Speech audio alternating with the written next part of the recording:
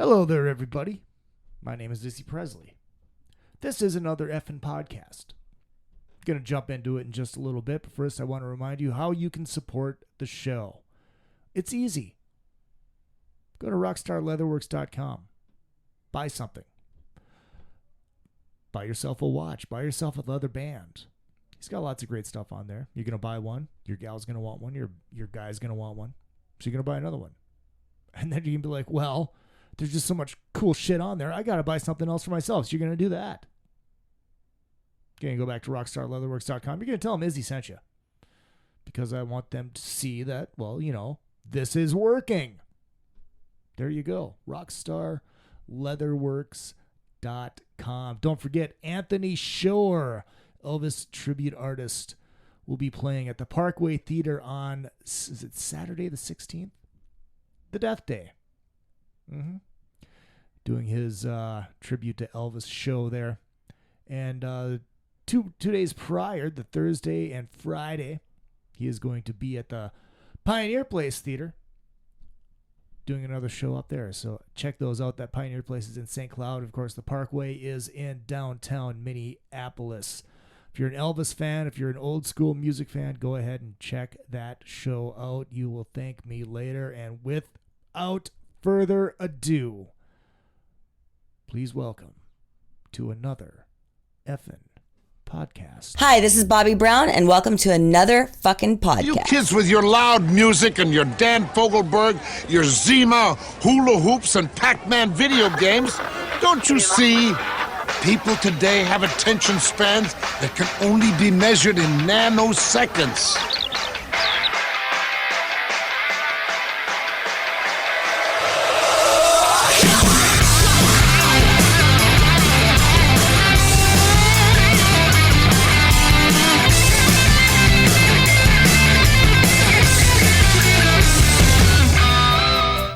Hello, Hollywood.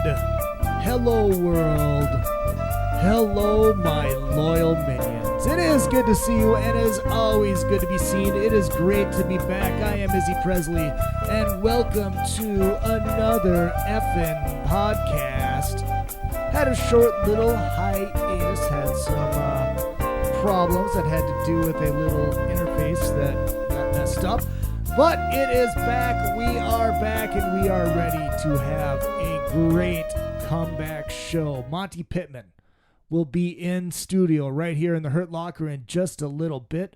If you're not familiar with who Monte is, you will be very soon. As in, well, in the next 20 minutes or so.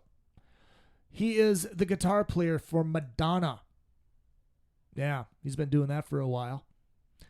He plays in Prong. And he plays with this other solo project, which I'm sure he has more than just one. We're going to get into all that, but that is called The Power of Three. I posted the video up on the Facebook page, which is facebook.com/another effing podcast. I also tweeted it out. And if you don't follow me on, as Chris Jericho likes to say, the Twitter, Izzy_Presley. That is on the Twitter machine thing. So, all that has been done, and Monte will be in studio. The guy is an amazing freaking guitar player. Dude's got lots of stories, and we're going to get into a lot of those. It is going to be a glorious, glorious time, but we're going to get into a couple other things before we get to Monte. I teased that there was going to be a very big announcement coming up. And I'm just going to give it to you right now. As a lot of you know, was it a year ago or 2 years ago, I retired from fantasy football. I wanted to take myself away from it and just enjoy watching football again, but I think the time is right. That is right, my friends. The time is right. I am returning to the world of fantasy football. That's a huge announcement, isn't it? Well, wait, there is more. Not only am I returning to fantasy football, there will be another effing podcast, Fantasy Football League. in the process of getting that set up. So if you do want to be involved with this fun and free fantasy football league, it's going to be old school. It's not one of these leagues where if you fart in the locker room 3 hours before the game, you get 10 points. No, it's going to be old school points, old school scoring, the way fantasy football should be, and it's going to be fun. There's not going to be 325.37 points scored per team per game. You'll be lucky if you hit 100. And this will make it more enjoyable for me. We'll see if we can find a couple prizes to give out to the winner, too.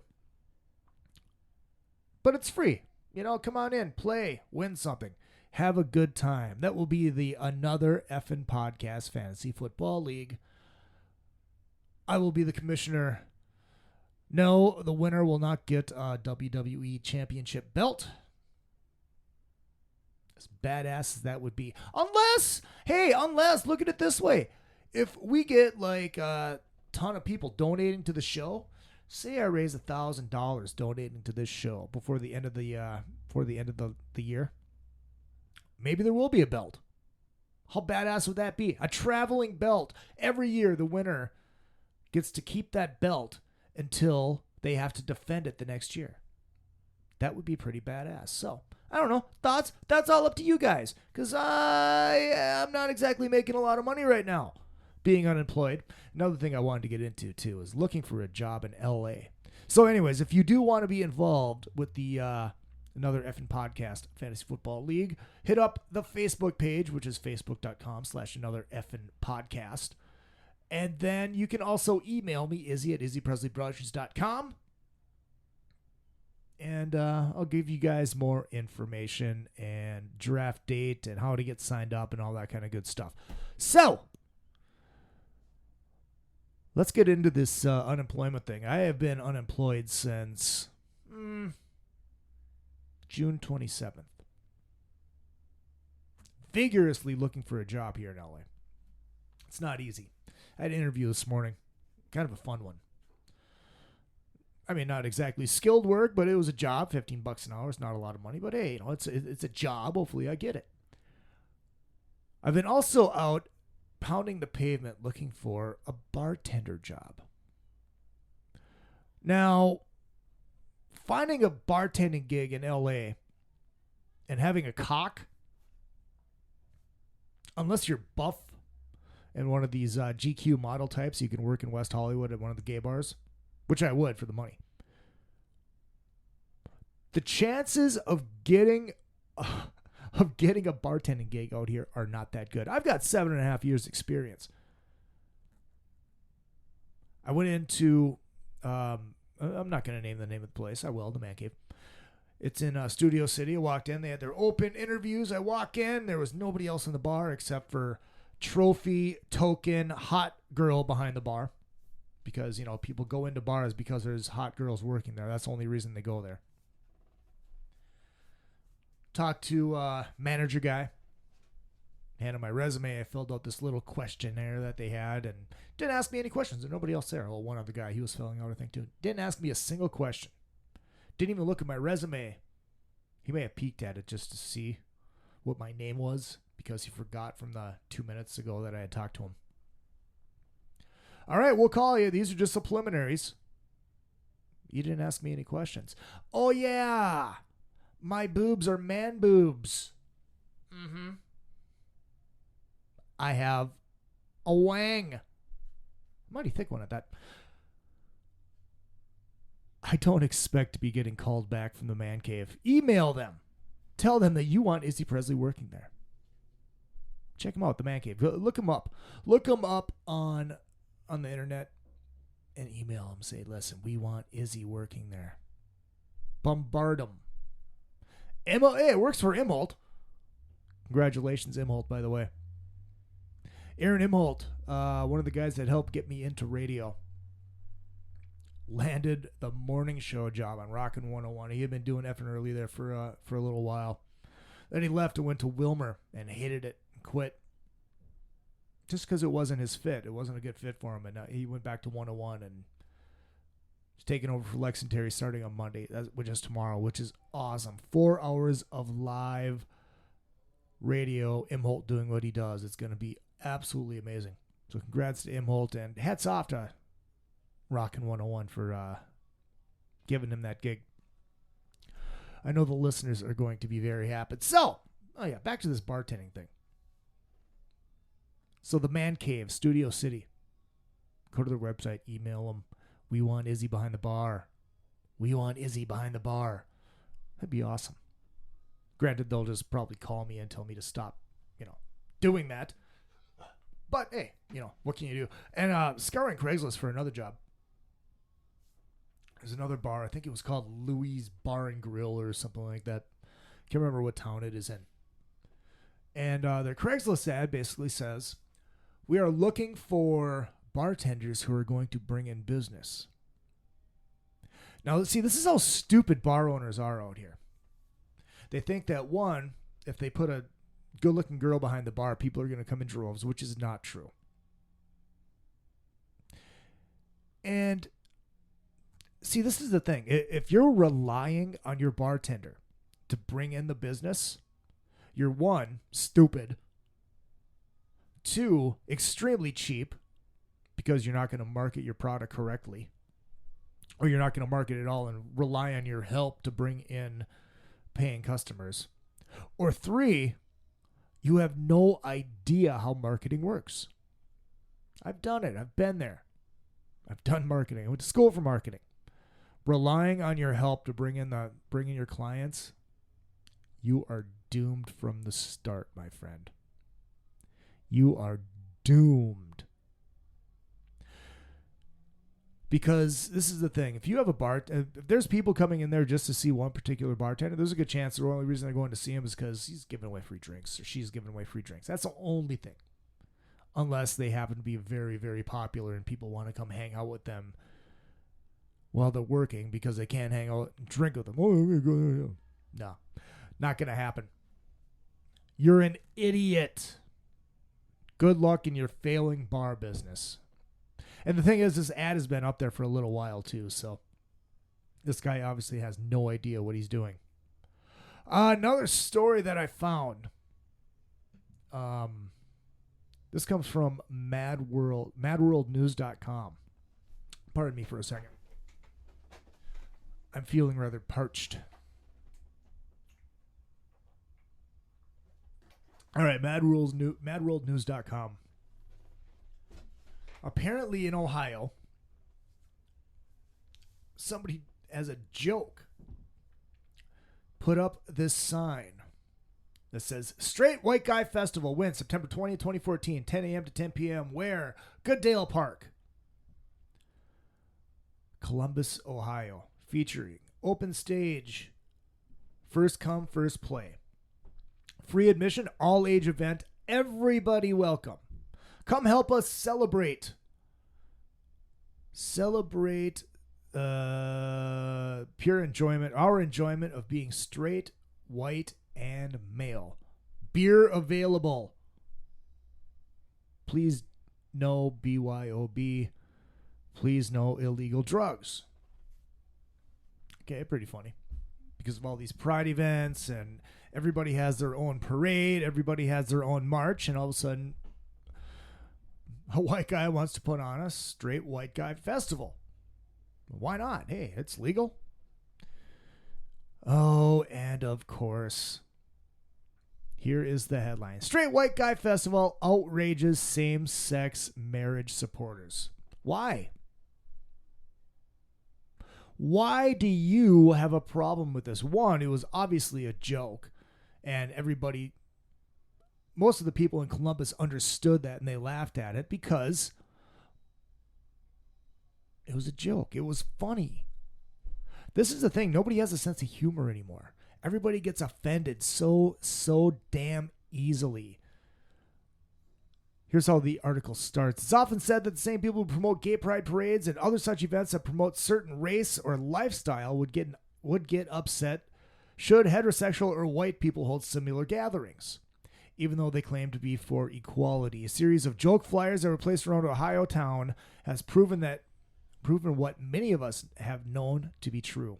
The spoof flyer was posted around the Columbus area advertising a straight white guy festival be held at Goodale Park, which is home of the annual Gay Pride Parade. They claim the festival will be held in September, according to 10 TV. Obviously a joke. Obviously these people have no sense of humor. And that's what's wrong with this country. Everybody gets offended so damn easily. This is funny. And even if it's true, who the fuck are you to say that they can't have a festival like this? We let you have your pride parades. We don't give a shit. Celebrate your life. That's awesome. You want to get married? Go. Do it. That's great. Happy for you. Phenomenal. But as a straight white guy, why shouldn't we be allowed to celebrate that? Why shouldn't we be allowed to have strippers with their boobies hanging out? Oh, God bless them. Let me bless the boobies. Yes, yes. And beer and bacon and hot wings. Not saying that you need to be a straight white guy to enjoy those things. Not that there's anything wrong with that. You have the choice. We have the choice. It's everybody's choice. And now, over something as minuscule as this, which is hilarious, I'm sure my token black friend Ron will be laughing his ass off. Oh, Tommy. Wearing his sunglasses inside the house. Because that's what Ron does. Hell, he'd probably go. You know why? Because this is funny. But still, everybody has to take a problem in everything if it's not exactly to their standards and it's not exactly to what they like. That is the problem. Nobody just lives and let lives anymore. Lives and let live. Is that how it's live? Nobody lives and let live anymore. Everybody has to have everything their own particular way, and if they don't like it, that's wrong, and that's something bad against me, and that's directed at me. No, it's not, stupid. It's not. It's a joke. That would be fun. Open stage. Hey, if you want to play, come on up and play. I don't care who you are. It said it's open to everybody. It's not like we were saying you can't come. Everybody could come. We hope a lot of women come too. Yes. That'd be awesome. I want this festival to happen. Hell, if this festival happens, and everybody sends me money, I will go to the Straight White Guy Festival in Columbus, Ohio, and I will do a show from the Straight White Guy Festival in Columbus, Ohio. September 20th, 2014. Mark my words. If this actually happens, and enough people donate, I will go and do a show from the Straight White Guy Festival. I think it would be awesome. I think it would be fun. I would be rolling around in bacon, beer, and boobs. Sounds like an amazing time. All right, Monte Pittman is coming up in just a minute here. Hey, if you're a business owner and you're doing your advertising and you want a voice, you want a marketing guy, you want somebody to do your ads for you, you want somebody to write your ads for you, give old Izzy a call here because, you know, I do that too. I do. I was doing it in radio. I was doing it in print. And I have the means to do it right here from the Hurt Locker. Email me, Izzy at izzypresleyproductions.com. If you want me to help you out with your marketing, we'll talk about prices, we'll talk about whatever. And I can create your ads. Send them to you. You send them right to the radio station. Boom, they're done. Put them up on YouTube. Boom, they're done. Here is an example. I'm going to play an example right now of something I did kind of for fun when I was at Rockin' 101. This was never aired. This was just something I did for myself. It's been up on YouTube for a while. And then right after this, I will be joined by the guitar player for Madonna, and I will be joined by the guitar player for Prong, and the guitar player and singer of his own personal band, The Power of Three. That's right, Monte Pittman, an amazing freaking guitar player, is going to be in the house. But first, here is my Mangria White spot. And if you like it, give me a shout. We'll chat some advertising. And yes, this is another effing podcast. Boom shakalaka, boom shakalaka, boom shakalaka, boom. This is Izzy Presley from Rockin' 101, and I am the self-appointed, unofficial spokesman for Adam Carolla's signature Mangria. Do you know that horrible feeling of not feeling drunk? That is called being sober. I am here to tell you about the latest weapon in our war on sobriety, and that is the Mangria White with peach and pear. Like its booze brother, the Mangria Red, the White is sleek, smooth, and delicious. And it gets you drunk. The Mangria White is a sexy weapon that looks great in the hands of guys and gals alike. Mix the two together for a brosi, or mix the white with 7 and orange for a refreshing manmosa. Go to adamcarolla.com and buymangria.com along with the Mangria Facebook page to find out where you can buy your weapon in the war against sobriety. Choose Adam Carolla's signature Mangria, because a good drunk is a terrible thing to waste. All right, we have returned with another fucking podcast. I am your host, Izzy Presley. Don't forget, if you want to donate to the show, please feel free to head to my Gmail address. Go straight to my PayPal, izzy.presley@gmail.com. Thanks to Dan, Allen, and my buddy Mick back from Minnesota. They all donated when this whole thing went down. Thank you guys so much. And a very big special thanks to Mike H. He sent me these Ace Frehley cards. Check this shit out. I love it. So very cool. Non-makeup stuff. Very cool. Ladies and gentlemen, please welcome to the Hurt Locker, Mr. Monte Pittman. Hey, what's up, Izzy? Hey, man. It's good to see you. Good to see you, too. It's been a few months. I think the last time I saw you was at the Comedy Store? Yeah, at Dean Delores' Dean Del Rey. show. That was a fun night, man. It was, I think Bobby Brown was there. Who was also on this show. And I was doing a little research. You have quite a few more followers than her on Twitter. Really? By like over 100,000. Really? She has 6,000 followers. You have 108,000 followers. Wow. Well, she should tweet more. Well, she does, and it surprised me because she's hot. Usually hot chicks just rack up the followers like that, man. It's pretty insane. But yeah, the guy Richie Kotzen was there that night. Mm-hmm. And I didn't even realize it that Gilby Clark was there. Yeah, he was there. But there was a dude in the crowd that I ran into when I went up to smoke. The guy from Five Finger Death Punch. Well, he was there too. Yeah. I can't remember his name, but it was he used to be on MTV. He was that weird guy. The weird guy. The weird guy. MTV. Weird guy on MTV. He was a VJ. Can't remember his freaking name now. The weird guy on MTV. The weird guy on MTV. The weird one. It's just weird the people you run into out here in LA, man. Yeah, I know. And time fly. I feel like I just saw you last week. I can't believe it's August. I know. It's fucking August. I mean, it's August and it's raining. Yes, it's raining. Weird. We had rain. It was like the first time since April. No, April? I think it's been before that. I don't know. Shit, I don't know. It's been a fucking while, but yeah. You see, like there's no concept. Every day it's 70 degrees. Mm-hmm. Well, it's like the same weather every day. That's. I mean, you know what I mean. Not that I'm complaining, but yeah, a little rain was nice. So, how long have you been in LA, man? Because I know you grew up in Texas, right? Yeah, 14 and a half years ago now, almost 15 years. I first came out in September of 1999 just to check it out, and that's almost 15 years ago now. Right. And then I went home and started making preparations to move out here. So I moved out here right at the end of 99, 2000. I was here like I got unpacked in my apartment and then went out for New Year's 2000, thinking that it was going to be like New York here. It was like completely dead. Man, that's funny. You'd think it would just be insane out here. I didn't even go out for New Year's this year, so I take that back. I walked down to a local bar, but I didn't really do anything. But that's doing something. Oh, it's doing something. I mean, they had free tacos. You know, Oh, that's sweet. great. Yeah. Had a shot of Jack and some free tacos and a PBR because they were cheap. And what the Hey. fuck?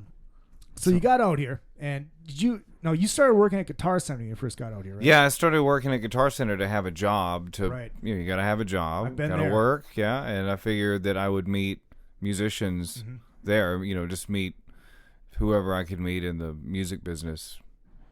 Whether it be people to play in a band with, or just starting there.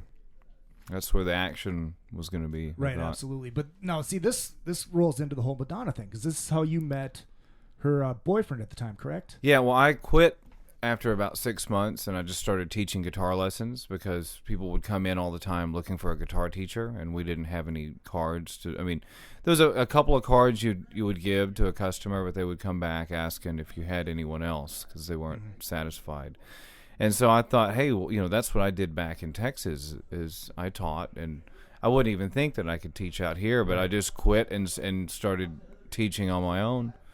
And it wasn't long after I started teaching her, and then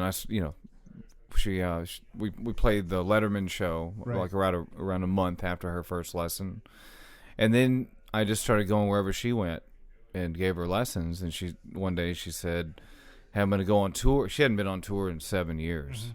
And that wasn't what I would normally. That's not the music I would normally listen to. Right. So I didn't really keep up with it. And she said, "I'm going to go on tour. I'm going to need a guitar player. I want you to keep teaching me. Why don't you want to play guitar for me? And I'm going to go on tour all over the world." I was like, "Yeah, that sounds great."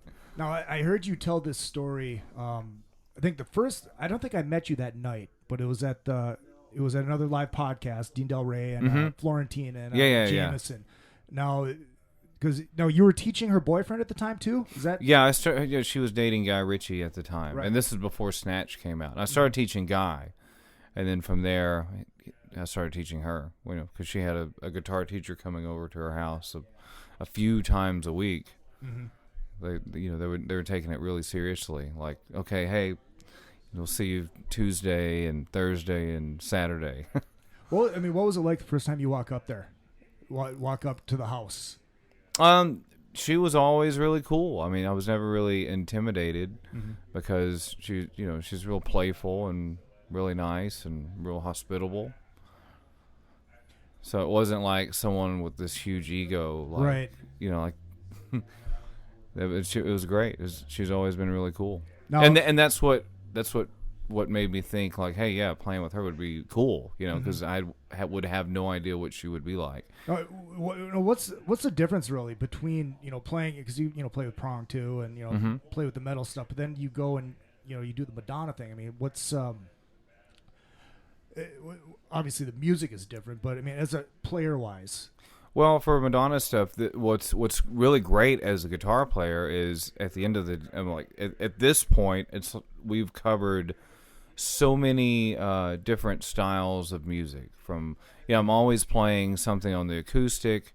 There's always some sort of I'll call it a rock kind of track, or something where I'm using the distortion on the amp. And then clean stuff too. The funky stuff.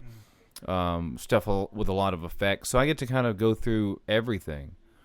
And Prong was and still is one of my favorite bands, so I got to play all those songs with Tommy Victor, and learned a lot about that. And you get to write with Madonna too. Yeah, we've written some stuff. I wrote some stuff with Prong too. Okay. And so a little bit, kind of the best of both worlds. A little bit of writing. Playing on the albums, so a little bit of everything, when looking back from here. Now, the video that I came across, because you told this story too about a new level. You got her to play Pantera live. Yeah. Why don't you share that story with? Well, she just gotten a new musical director. His name's Kevin Antunes, and he wanted to do this version of her song called "Hung Up." Mm-hmm. He wanted it to be like something where she was playing guitar and heavy, and it's in D minor, so that would be a great opportunity to show her, dropped D tuning on the guitar, where you just tune the top string down to a D, and then you can just make a chord with one finger.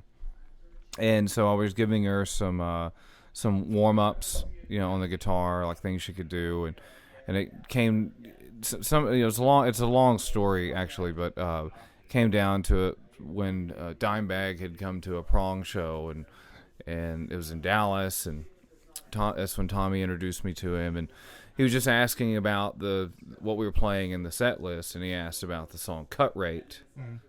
And he was asking Tommy, this guy, he can play that, and what amazed me is he knew the song, like he knew everything about the songs, like what happened when it went to the solo and how the rhythm is on the right hand, and he started telling me some things about just right hand technique that just made a lot of sense to me, and just things that I would normally think about. Because you just kind of play, you just do it. But he had it kind of down to a science. And so later on, fast forward, years later, I'm telling the same thing to Madonna to help her right hand. And then the next lesson, she came back and she had really learned something from that. And then after that, I was like, wow, I gotta show you some Pantera now. And I showed her a new level because I thought it would be easy to remember. The way the notes just keep going up one at a time, walking and it's it is, and it's a great riff too, and she just kept playing it all the time. So when we did Hung Up, at the end of that's when we do the set list, we do one song at a time. Like the first song we work on usually is going to be the first song in the show, and then once that one's down, then we go to the next song. We don't just do all these random songs. So at this point in the set, we were. It's close to the end of the set. We play Hung Up, we end it, and then she would always just start playing that riff right afterwards, and then the rest of the band would just go into it and play it with her.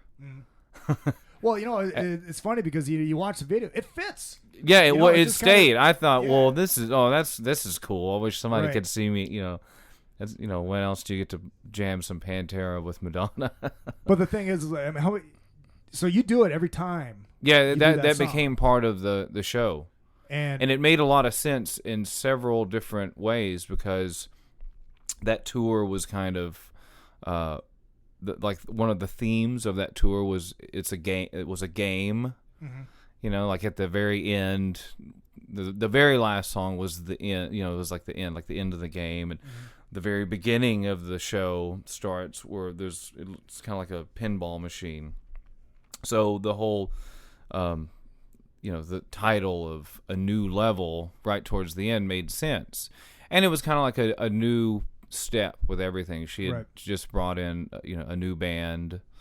And so we'd been playing with all new guys and they had a fresh approach on everything. And it boggles my mind because the amount of people you guys are playing in front of, I mean, it's insane. How many of these people actually know that's a Pantera song? I think a lot of people got turned on to it. Right. That maybe normally wouldn't have heard that. And every once in a while, I remember we were in South America somewhere, and there's, everybody just like up against the rail.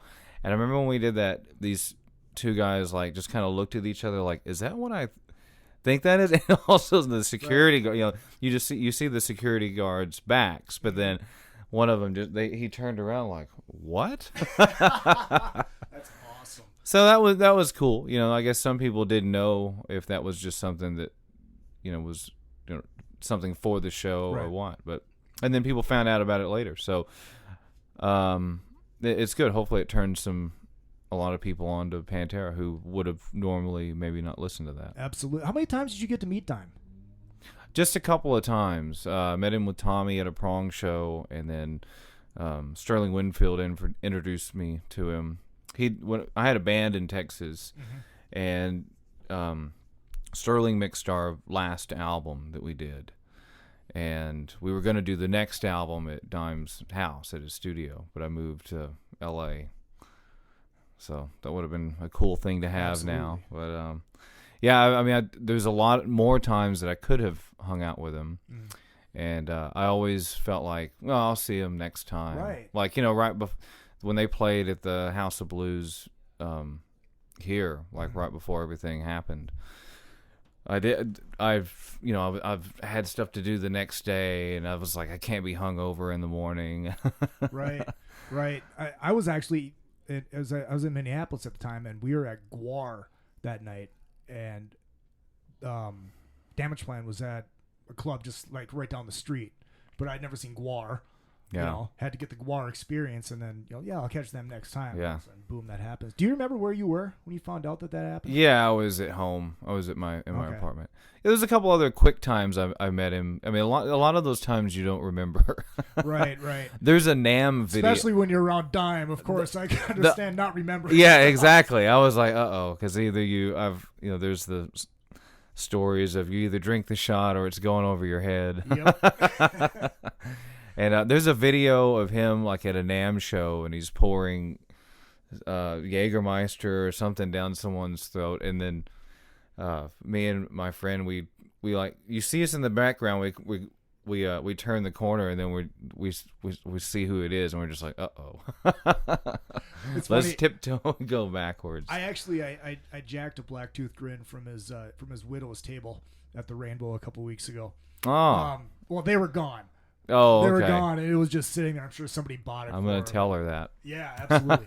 It's like, God, what is this?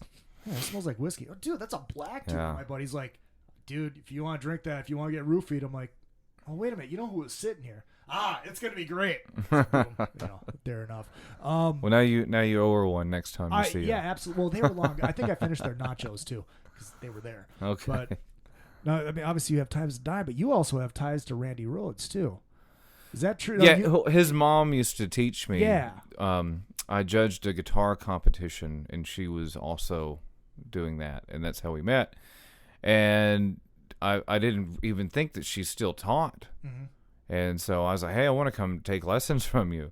And so I took piano, and it kind of as a way to learn music theory. Right. And I learned so much about the simplest things. I mean, there's so many amazing lessons that come just from those simple beginning lessons. So many things you overlook because you're so determined on getting good that you can kind of skip over little things. And Kelly, her oldest son, he was taking piano lessons at the same time, and so we started to bond in that way. And like, hey, did you get through this song right here? Yeah, isn't that cool? Where this note it goes sharp here, and then it goes flat. And he stayed with it, and now he runs the school. It's still up and running in Studio City. So if you need lessons, go see them. No, and Kelly played on my second album. Right, that's what I was going to ask. You ended up playing with him down the road. Yeah, we were talking and saying like, well, we should do something together. At some point. I like to have something, with my musician friends, right. And when possible, just some sort of recording or something. And then I was thinking like, well, there is a part that could use. There's a couple things that could use piano. Mm-hmm. And he said, well, my mom's school, he said, she designed this to be, to sound great. She did all this stuff. And so we took all the recording equipment there, and we recorded him playing piano there instead of going into a studio. Right. And there's a song, I Am the Black Rabbit. And he does some things on the song Predetermined Destiny and Burn Down the Garden at the very end, like some just crazy stuff.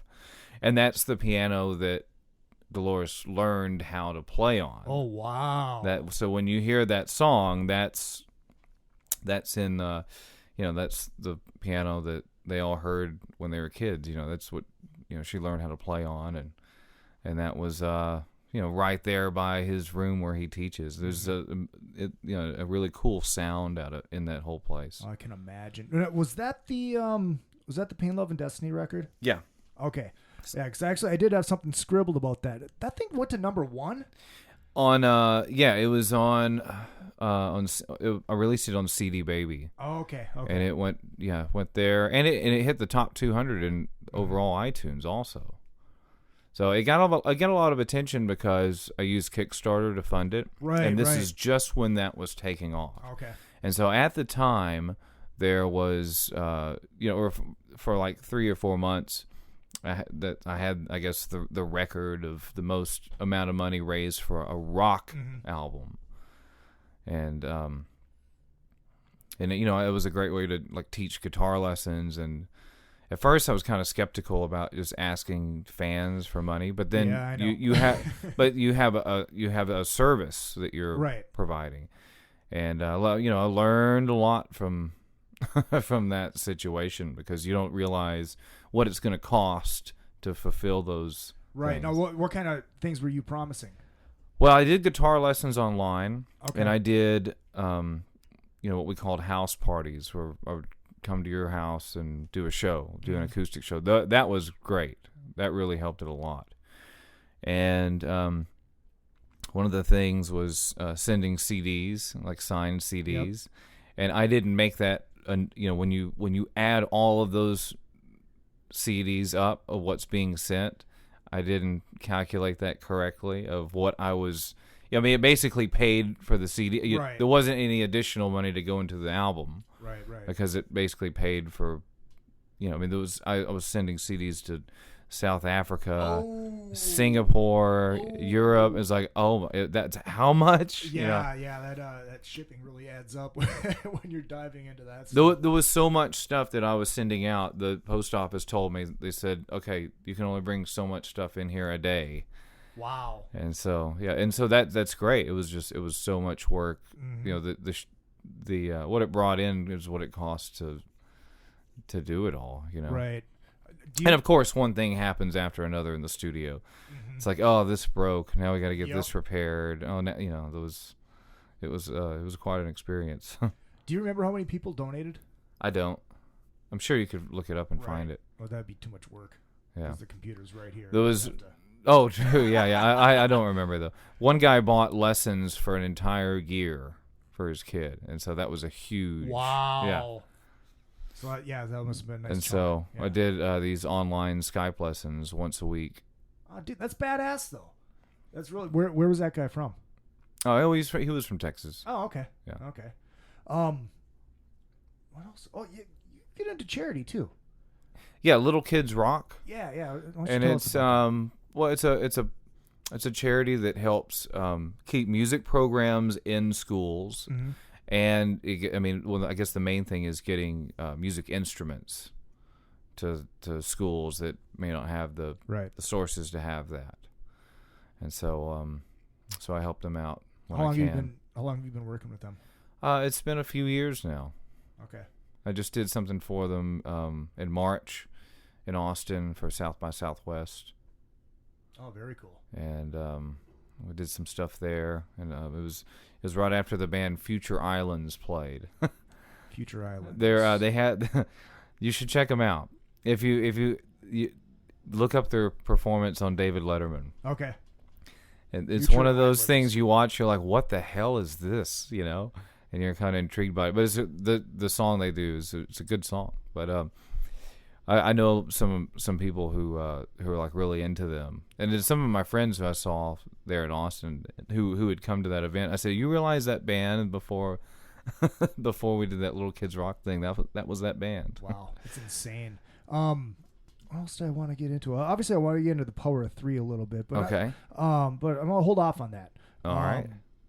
When you started playing guitar at what, 13? 13, played my first show when I was 14. Wow, that quick. So you picked it up that quick. Yeah. Well, I always wanted to play, so I think I had an understanding about it. Right. And I had toy guitars when I was a kid since I was 3, and I would break the strings and put rubber bands on there to string it up. So I understood that you held down your fingers and made a sound. Mm-hmm. Do you remember what your first guitar was? Your first real guitar? It was called a Terminator by Sin Sonics, and my parents got it for me at Target, I think it was. Okay. It was like a $75 guitar. It had a speaker built in. Oh, nice. So you just put in the 9-volt batteries. Yep. That was my first guitar. And then after I started learning how to play that, they got me a black Ibanez RG 560. Very cool. Yeah. I think mine was still got that. Nice. My first guitar was I don't even remember the brand, but my mom got it out of the Sears catalog. It was one of those sort of things. Yeah. One of the same type of thing. It was probably a Harmony. Yes, it was a Harmony. I used to love going through. My grandparents would have one of those huge Sears catalogs, and you just they're there at the end, where they have a drum set section, and a guitar. You look at the bra section because there's nipple, and then you look at the toys, and then you go to the guitars and look at all that kind of yeah. Those ladies in the bra section were hot. Yes, especially when you were like 10, 12 years old. Look at those. Yeah. I'm still like that though. I can't help it. But yeah, I remember looking at that Sears catalog. It was always the Les Paul, because I think they had like one that looked like a Les Paul, and because I'm an Ace Frehley guy, obviously. Oh yes. But then the other reason I started playing guitar was because of Back to the Future. Okay. The dance scene with it's like I wanted that, but then I think it was a Strat ripoff was what mine was, but. Yeah, it was pretty cool. It's weird that you remember that kind of shit, but yeah, well, I mean that's all I've ever wanted to do is play music. I wish I would have done something else. I wish I would have had something else to do, but I just have always that's all that I did. Is I'd come home from school and I would sit there and just play my guitar until it was time to go to bed. Sometimes I would wake up early and just to have more time to play. Right. And you're a career musician. You don't have a day job. You don't have a regular job. My day job is teaching. If I'm not, I try to always keep busy. I've been lately. I've been doing some mixes for people, just kind of small stuff for demos, and it's a great learning experience. And I've had a lot of experience with other producers, so I've kind of learned a few things, I guess, looking back. And so doing stuff like that. Just teaching. I started. There's a new app called Tweet Secret. Have you heard about that? Yeah. And that's like it's people pay a little bit. Yeah, the app is free, and you subscribe to whoever you want to subscribe to, and it's $2.99 a month, and it's exclusive video content that people can't upload it to YouTube or they can't share it. The only way that you can see it is if you're subscribed to me and you watch it, and then you can watch it all you want. If you don't subscribe again next month, you can't see it anymore. Okay. And you have 90 seconds of video. It's like Instagram and all that's like 15 seconds, and people can repost things and all that. This is just exclusive, and so I'm using that now to teach lessons online because I haven't found an effective way to teach guitar lessons online. There's doing Skype lessons and stuff like that. But this way, I can do small lessons that are 90 seconds long. Right, yeah. You can just give an exercise and say, hey, this is what, work on this. Yes, and so you can really focus on that one thing. Like there's tons of lessons on YouTube and stuff like that. And that can be overwhelming because there's so much information. Mm-hmm. And like for me, it's like, I did some lessons last week. I said, here's 5 modern day songs that you're going to hear on the radio that you can play using one note and one string, right? And then, so for someone, and people have written me, someone who may live in a place where they don't have a guitar teacher, where they are. Right. And so you can just go, okay, 7th fret, 10th fret, 5th fret, and then the open string. I can do that. And then they have a song they can play to. And I've got videos on there for tuning, so you can tune to me if you don't have a tuner or don't know how to use a tuner. So then after I have, these songs, then you add another note in there, and that's how you make these chords. And I'm just kind of building it one step at a time. So if you go on there and you start at the beginning, you're going to have these little, lessons. Or also, for those that are learning how to play from this, it's, you have one little thing, work on that. And then next week, okay, now you have this, and you have that. So there's stuff for beginners and, kind of the stuff for people who have been playing for a while. It's like, okay, if you have a diminished chord, well, that's going to repeat every 3 frets. And from there, you go to this note, and then now you can go back and put this note in your other scales, and it's going to give you, a different, it gives you completely different vibe from that. And I was just kind of confused about the Tweet Secret thing. Now, is it $2.99 per channel that you subscribe to? Yeah, like if you subscribe to me, it's $2.99 for me. You subscribe to Chris Jericho, it's $2.99 for him. Sebastian Bach, $2.99 for him. And then that you can actually make money off that. Yes. Yeah, it's kind. I mean, I don't know if there's another. I mean, I think it's the first time someone's figured out a way to monetize social media. But there's also things that I'll post on there that I wouldn't want just anyone to see, you know? Right. And it's like having your own reality show, kind of, because there's lessons and then just everyday kind of things, rehearsals, you know, me and my kids playing, and just I mean, I'm always thinking of something new to do. Do you think kids are still wanting to play guitar? Yes. Yeah, that's good. I teach a lot of kids right now, like around 8 years old. Okay. So yes, they are. So don't be fooled by what they tell you. Because I get scared. You know, it's like bands come and go now. There's no longevity. That goes back to the record companies. Yeah, and that's always happened. That's always happened. That's not something new. Right. But then you look at some of these bands like Cheap Trick and Kiss. These guys that have been around for forever. When they're gone, I mean, where are the bands that are gonna, you know, keep that longevity? I just don't see that happening. I just taught. I also teach at the School of Rock on a couple days out of the week down in the South Bay, and I just taught a metal camp, and so every day from 9 a.m. to 3 p.m. You know, we work, and I treated them like a band. Right. And they did their performance on Friday, and they're all, you know, it was like 5 13-year-old kids. That's the average age.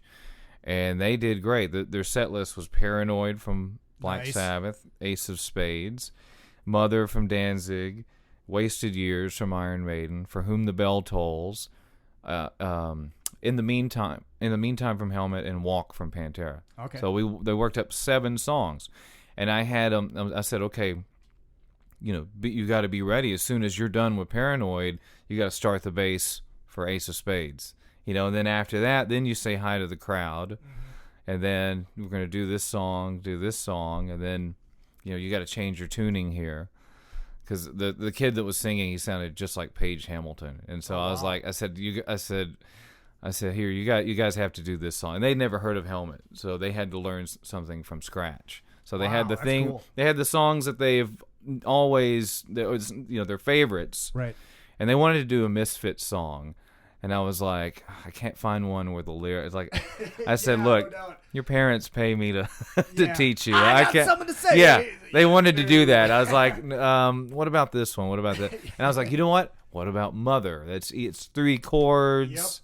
Yep. You know, that was a very important part of Danzig's career, because he had gone from the Misfits and Sam Hain, and you know, if you think about the different styles that he kind of put in together, that was kind of that was really a left turn. If you think about where he came from, and to have that sort of AC/DC kind of approach. Right. I was always a fan of Twist of Cain, but that obviously wouldn't fit in that. Well, I just figured Mother was probably his most popular song, and that's. Yeah, because I wanted them to have some things that are easy, right? So they get the experience of playing a song, and some things that are kind of tricky, and or like for Whom the Bell Tolls. Before they did anything, I said, "All right, let's watch this," and I had them watch Metallica playing that from Cliff 'Em All, and I'm like, "Okay, now here you need to put into perspective what this looks like. Look at what they were doing." And, you know, that kind of, they're like, oh, my God, wow. You know, they see Cliff Burton doing how he embellished how he played the beginning. And I said, you know, watch where they're playing this. I said, that's very important. You don't just play the notes anywhere. Right. Like James's hand, it always stays down by the nut. He doesn't play those higher notes high on the guitar. He plays the A as an open A chord, and I said that has a lot to do with the dynamics of how they're doing everything. But Cliff does do everything all just on the top string. Yeah, well, I think a lot of people don't realize either that you're playing the same note, but it doesn't always sound the same. Yeah, and I got to teach him a lot of stuff about again, right hand technique of muting those strings. You know, it's like you're not going to stop that sound from coming out. You choke those strings and just hit that pick where you get that Chun, chun, chun, chun, you know, Yeah, and they sounded great. They came so far, you know, in that week. So, and that's really rewarding for me when they the hard part. There's a couple of hard parts about being a guitar teacher. One is if the student doesn't practice, that is just torture. When you have to go through that same lesson again, and you can tell they don't want to be there, and because you kind of find your, you know, you just kind of you find your groove, and you just go and you keep talking about the next thing. So that and then really the hardest thing is when is finding what you both know. You know, if a student brings me a song of something that I've never heard before, then I've got to figure it out. Right. And I like to do that. I'm like, here, I want you to see how I'm figuring this out. Mm-hmm. Are you able to pick something up like that? Usually. Okay. Usually, yeah. Yeah, usually it takes me a little while. Well, like the Pantera stuff, like Vulgar Display of Power, that the recording or the tuning is still a little flat. It's not, it doesn't exactly line up for whatever reason, and so that kind of stuff is hard for them to play to, and so something like that would be hard to figure out, because if you're tuned a certain way, that you go to that one random note, and it sounds right, but then when you play it in context with everything else, it was actually down a fret or something like that. And how can they find you on Tweet Secret if they want to?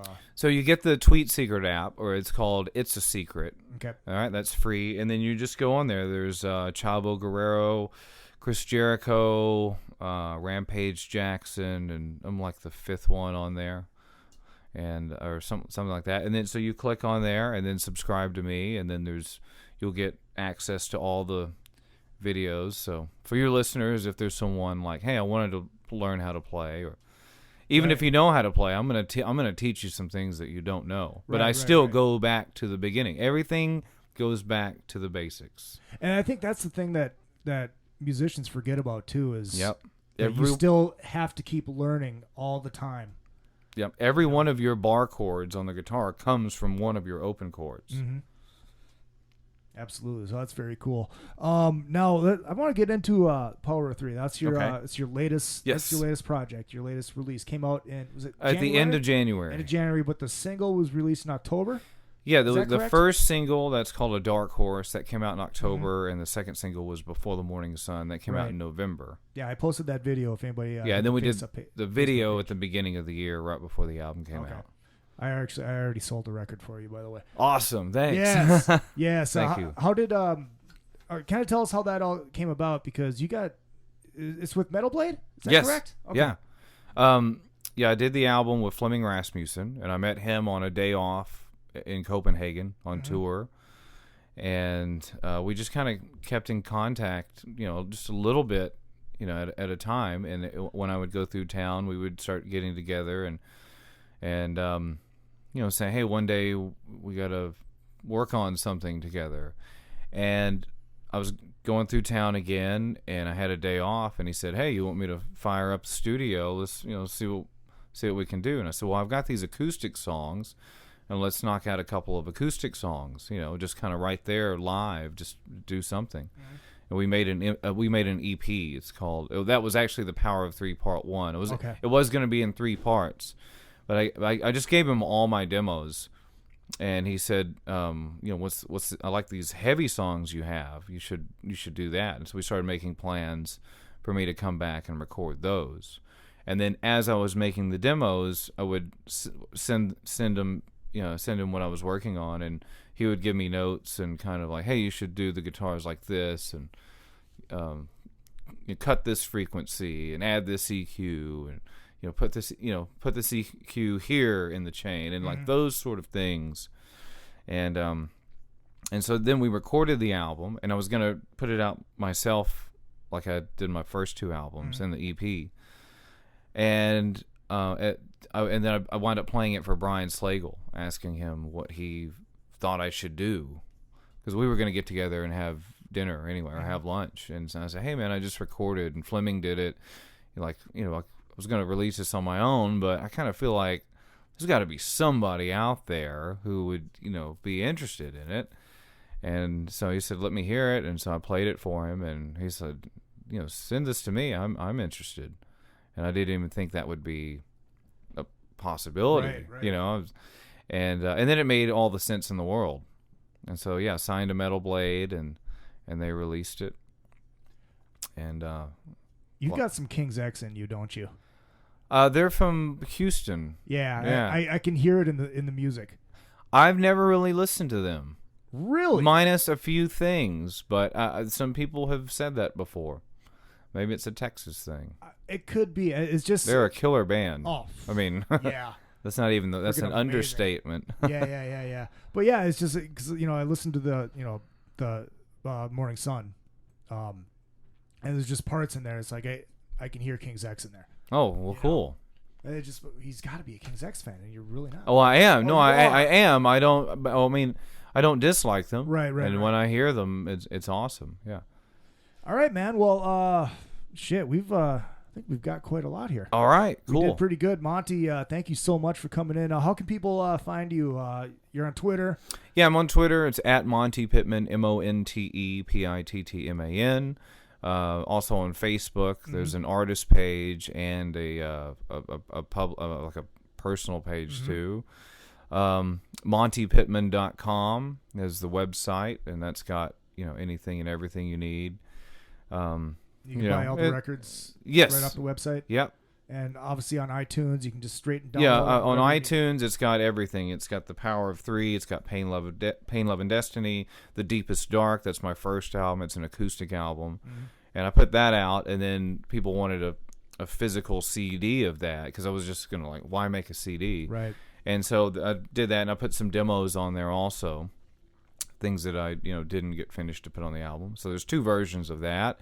There's a Dark Horse single, the Before the Morning Sun single, and then there's the acoustic EP, MP3 is what I was calling it. Well, dude, thank you so much for coming in. Yeah, thanks so much for having me, man. It's cool to hear kind of the history and all that kind of stuff. And it's time it flies by. It's amazing looking back, because it goes by so fast when you're in the moment. You don't really get to notice it. Absolutely. And that's another thing, with these. That's something I was thinking about making these lessons is, even if you don't subscribe to the Tweet Secret page just for lessons, just for whatever reason, my subscribers are going to get a little bit of a musical education, whether they like it or not, just from watching the videos. Because I try to make it as simple as I can, so anybody could kind of understand that. Well, yeah, you only have 90 seconds too, so yeah. So when you're, if you just like the music or whatever, and you're just watching the video, it's like, oh, okay, I didn't realize that, that's how you make that chord, and that's what they're doing. So you're gonna kind of learn a little bit more from it. Very cool. Monte Pittman. The band is The Power of Three. He also plays in Madonna, and you are still playing with Prong. Or is that? No, I'm not. No, you're not with them anymore. Okay. Everything is great with me and those guys. Tommy's got a great lineup. They got a new album called Ruining Lives. If you haven't checked that out, they're over in Europe right now touring, and they're going to be at the Whiskey at the beginning of September. Oh, very cool. Yeah, so everything is they're doing great. Probably better than ever, I think. That's awesome, man. Prong just keeps evolving and growing. Very cool, man. Well, thank you so much for stopping by. And, folks, don't forget, if you want to support the show, check out rockstarleatherworks.com. Get yourself a kick-ass leather band or watch. Tell them old Izzy sent you. If you want to donate to the show, izzy.presley@gmail.com is the PayPal. And check out 3 Sides of the Coin, the KISS podcast. I actually sat in a couple weeks ago. That was a lot of fun because I was wearing an Ace Frehley shirt, so they gave me shit about that because they're Tommy Thayer guys. Of course not. They're just KISS fans in general. Folks, check out the show on Spreaker. Look for me. User is Izzy Presley, and the show will be up on YouTube. Also, I will see you next week. I think I have Gabby Ray coming in studio, a 15-year-old phenom singer. She is absolutely amazing. Met her on the Monsters of Rock cruise, and she just played the Whiskey with Stryper. Unfortunately, I missed that. So, I will see you next week. And, folks, don't forget, I do love you all.